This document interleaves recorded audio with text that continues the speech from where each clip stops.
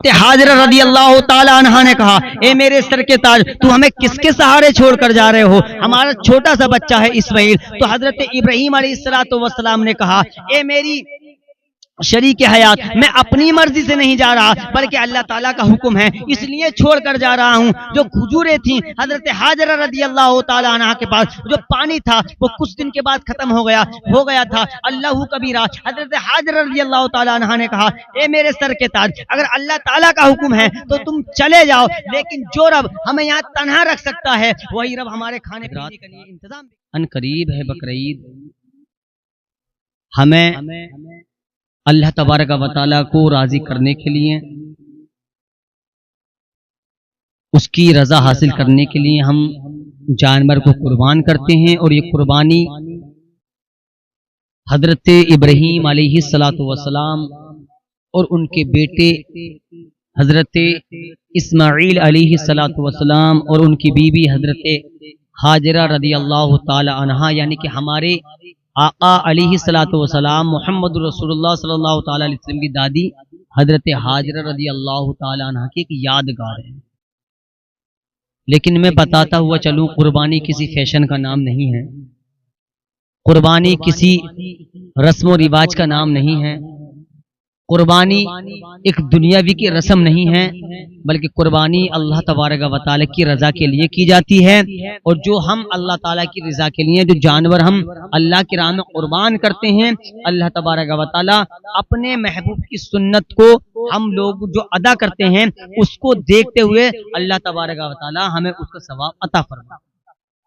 قربانی کسی فیشن کا نام نہیں ہے، قربانی کسی رسم و رواج کا نام نہیں ہے، قربانی کسی دنیا دار کے انسان کا ایک چلایا ہوا کھیل نہیں ہے، بلکہ حضرت ابراہیم علیہ السلام اور ان کے بیٹے حضرت اسماعیل علیہ السلام کی یادگار ہے، اور ہم انہی کی سنت کو ادا کرتے ہیں۔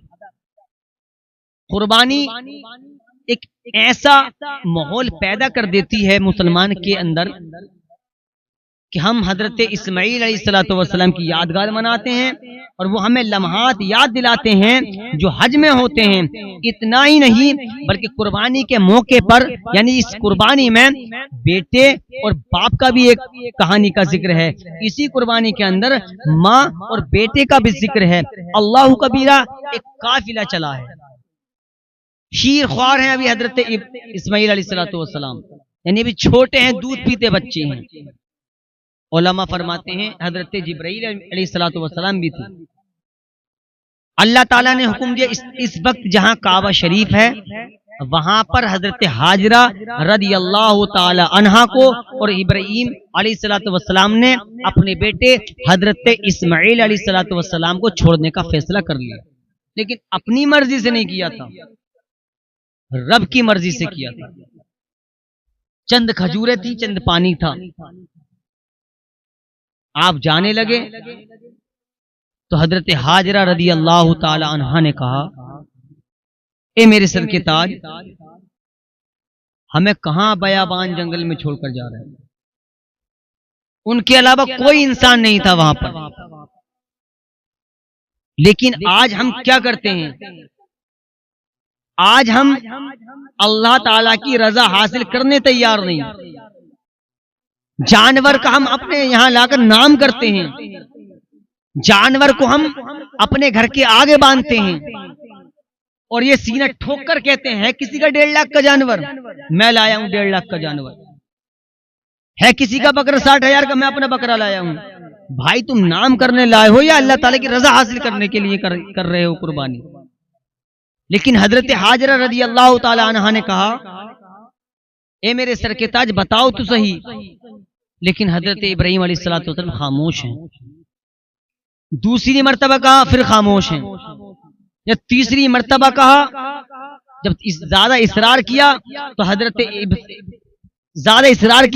حضرت ابراہیم علیہ السلام نے کہا مجھے اللہ کا حکم ہے۔ تو حضرت حاجرہ رضی اللہ تعالیٰ عنہ کہتی ہیں اے میرے سر کے تاج، اگر تمہیں اللہ تعالیٰ کا حکم ہے کہ تم اس بیابان جنگل میں ہمیں چھوڑ کر چلے جاؤ تو اے محبوب تم اللہ تعالیٰ کے فرمان کے مطابق تم چلے جاؤ، جو رب جو رب ہمیں یہاں ٹھہرا سکتا ہے وہی رب ہمارے کھانے پینے کا انتظام بھی کر سکتا ہے۔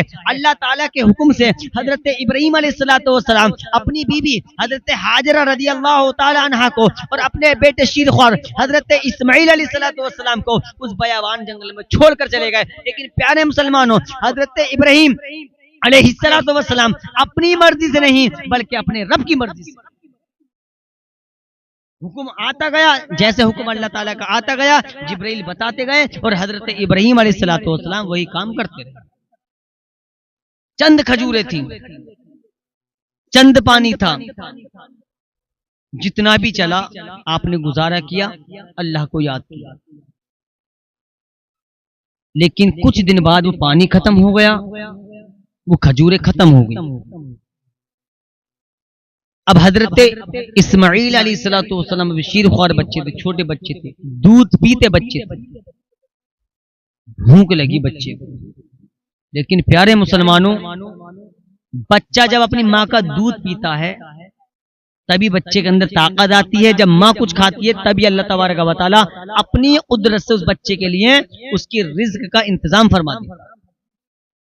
لیکن حضرت حاجرہ رضی اللہ تعالی عنہ نے نہ کچھ کھایا تھا نہ پیا تھا، لیکن حضرت اسماعیل علیہ السلام نے بھی کچھ نہیں کھایا پیا، اس لیے کہ حضرت حاجرہ رضی اللہ تعالی عنہ کچھ کھاتی یا پیتی تبھی آپ دودھ پیتے، لیکن آپ کا گلا سوکھ گیا تھا، آپ کے ہونٹ سوکھ گئے۔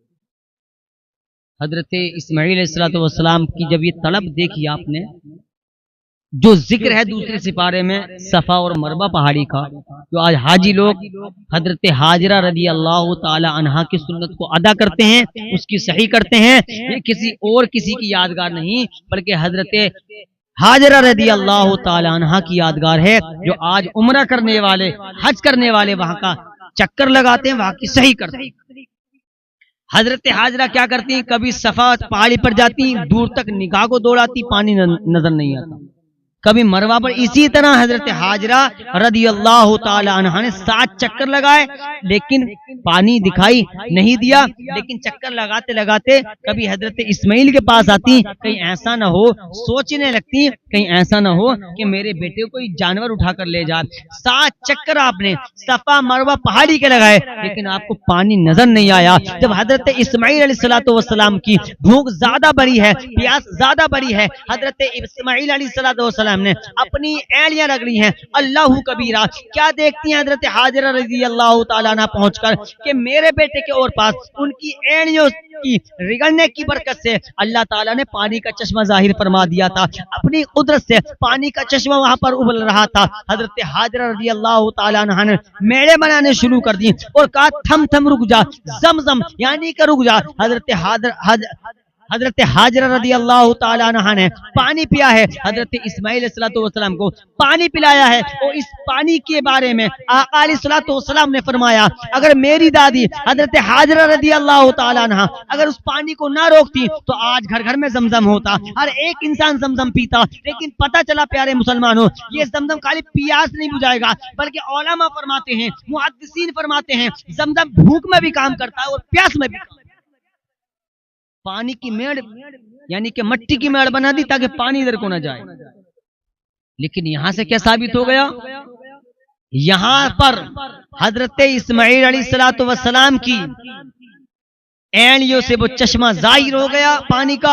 آج پوری دنیا کے اندر اس پانی کو بسلری کا پانی نہیں کہا جاتا، اس پانی کو کسی تلاؤ کا پانی نہیں کہا جاتا، اس پانی کو سبمرسیبل کا پانی نہیں کہا جاتا، اس پانی کو کسی ٹویل کا پانی نہیں کہا جاتا، بلکہ اس پانی کو زمزم کہا جاتا ہے۔ تم کتنی بسلر پی لو لیکن یاد رکھو بسلری اتنا کام صرف تمہارا پیاس بجھا سکتی ہے، لیکن زمزم شریف ایسا ہے تمہاری بھوک بھی ختم کر سکتا ہے، تمہاری پیاس بھی۔ لیکن یاد رکھیں اسماعیل علیہ السلام کا صدقہ ہے جو حضرت حاجرہ رضی اللہ تعالی عنہا نے جو میڑ بنائی، جو زمزم ملا ہے، وہ انہی اللہ کے محبوب بندوں کے صدقے میں ہمیں یہ پانی زمزم ملا ہے۔ اور ہمارا یہ ایمان ہے، اگر کوئی بیمار ہے نا، زیادہ بیمار ہے، اس کو زمزم شریف پلا دیا جائے، تو انشاءاللہ تعالی اللہ تبارک و تعالی اپنے فضل و کرم سے مدینے والے مصطفیٰ کے صدقے میں اس مریض کو شفا عطا فرمائے۔ آؤ اور آگے بڑھتے ہیں۔ حضرت اسماعیل علیہ السلام بڑے ہوئے، حضرت ابراہیم علیہ السلام کو خواب آتا گیا۔ اچھا، یہ بات بتانے سے پہلے میں یہ بتا دوں کہ حضرت ابراہیم علیہ السلام نے جو بتوں کو توڑا تھا، کس کے زمانے میں؟ نمرود کے زمانے میں جو توڑا تھا، ان کا ایک میلہ لگتا تھا، بہت بھاری میلہ لگتا تھا۔ یہ میلے میں گئے ہوئے تھے۔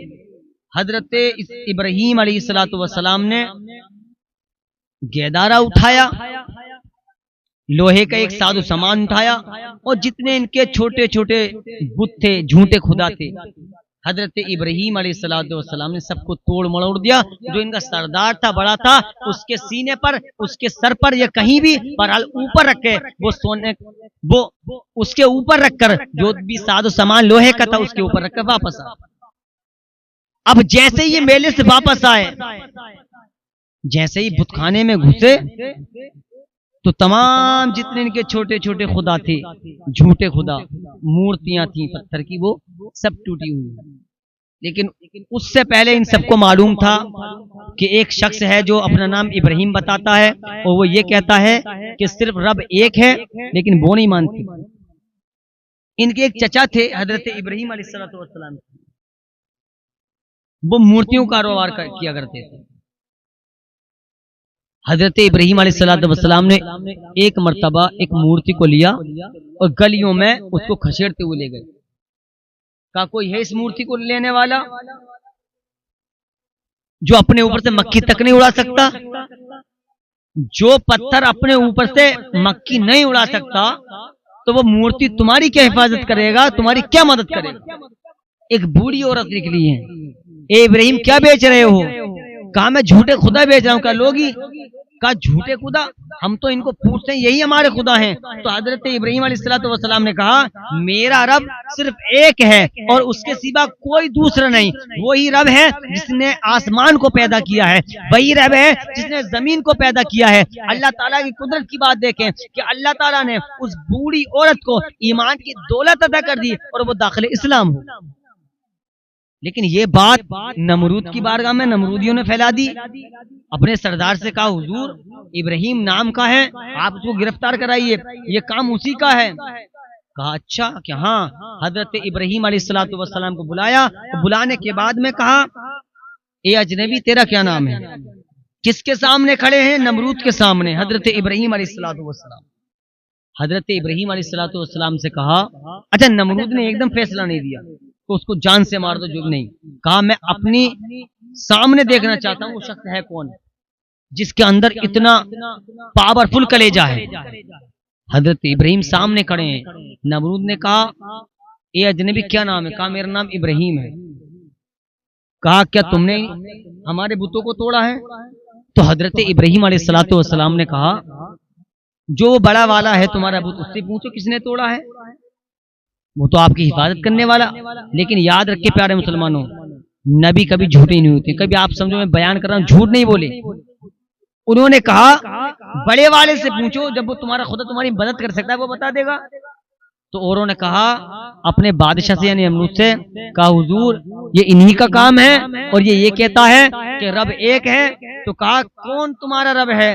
تو حضرت ابراہیم علیہ السلام نے کہا میرا رب وہ ہے جسے چاہے زندگی عطا کر دے اور جسے چاہے موت عطا کر دے۔ جب نمرود نے سنا اس کا خون جو ہے کھول اٹھا اور اپنے ایک وفادار کو بلایا اور کہا سنو وہ جو قیدی ہے اس کو بلا کر لاؤ۔ ایک قیدی کو بلایا، ایک اپنے غلام کو بلایا۔ کون سا غلام؟ جو وفادار تھا، جس کی کوئی سزا نہیں تھی، لیکن اس نے کیا کیا؟ جو وفادار تھا اس کو قتل کرا دیا، جو قیدی تھا اس کو آزاد کر دیا اور کہا اے ابراہیم سنو، دیکھو جو رب تمہارا کر سکتا ہے، جو رب تمہارا جو کام تمہارا رب کر سکتا ہے وہ کام میں بھی کر سکتا ہوں۔ کہا کیا ہوا؟ کہا دیکھو جو قیدی تھا میں نے اس کو آزاد کر دیا، جو آزاد تھا میں نے اس کو مروا دیا۔ تو حضرت ابراہیم نے کہا سن یہ تو نے ظلم کیا ہے، ارے میرا رب وہ ہے اگر چاہے تو دریا کو سمندر کر دے، وہ سمندر کو دریا کر دے، میرے رب نے ہی یہ آسمان بنایا ہے، میرے رب نے ہی یہ زمین بنائی ہے، یہ کام تو نہیں کر سکتا، تو جھوٹا ہے۔ پھر حضرت ابراہیم علیہ السلام کو اس نے گرفت کر لیا اور بلایا اپنے غلاموں کو۔ 1 مہینے تک نمرود نے آتشائی نمرود میں یعنی کہ آگ جلانے کا ایک سسٹم بنایا، آگ جلوائی گئی۔ 40 دن تک حضرت ابراہیم علیہ السلام کو قیدی رکھا گیا۔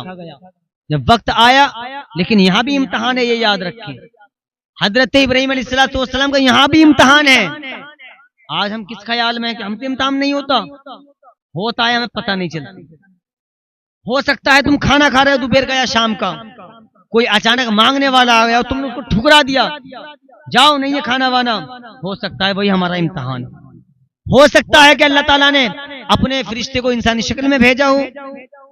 اللہ تعالیٰ ہمارے دلوں کی صحیح واقعی پہ اور ہمارے لیے صحیح واقعی۔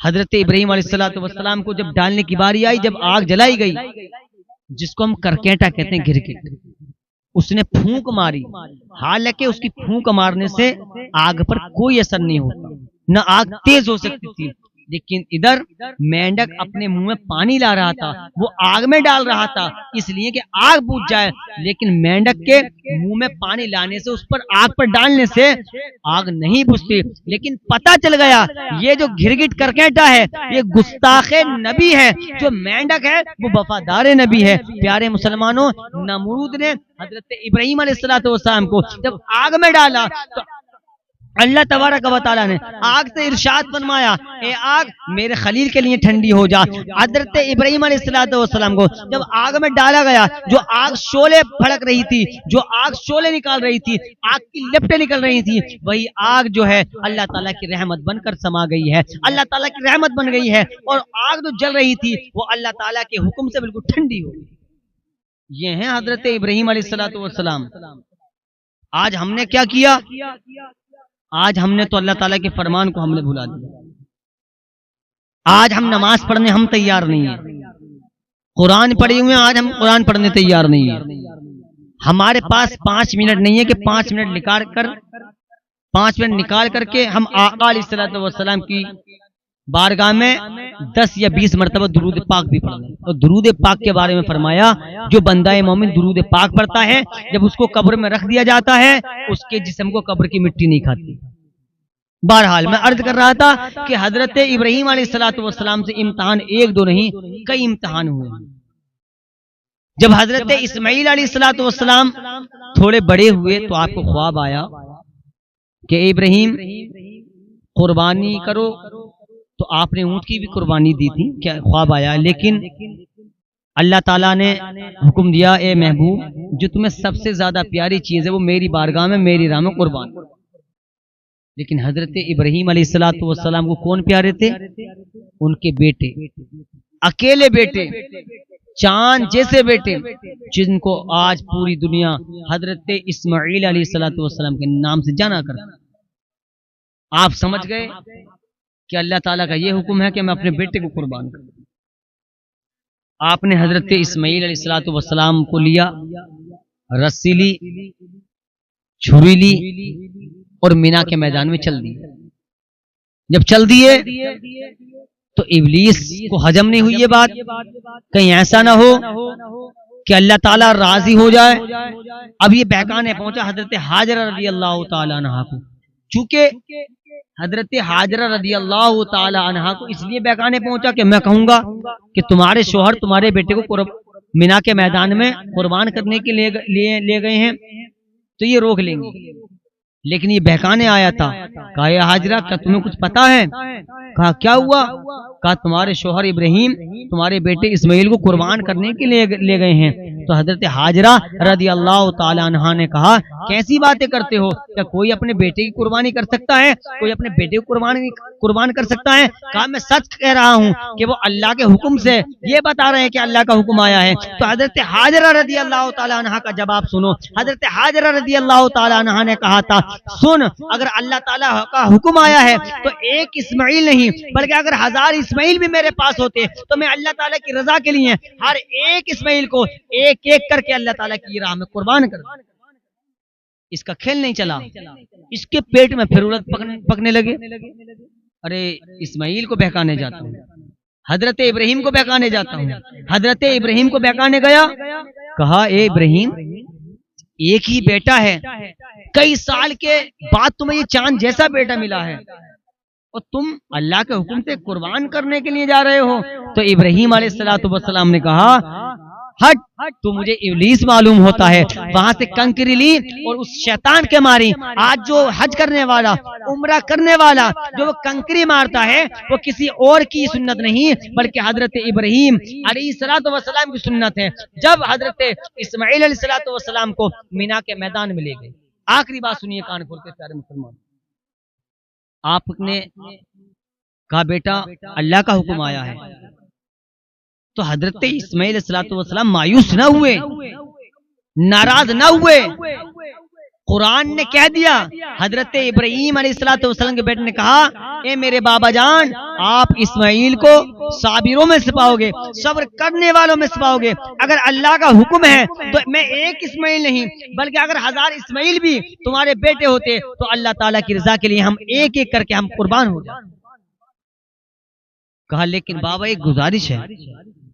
کہا جب آپ مجھے ذبح کریں نا تو میرے ہاتھ پیر باندھ دیں، آپ اپنی آنکھوں سے پٹی باندھ لیں، کبھی آپ کا دل موم نہ ہو جائے، کبھی آپ سے چھری نہ چلے۔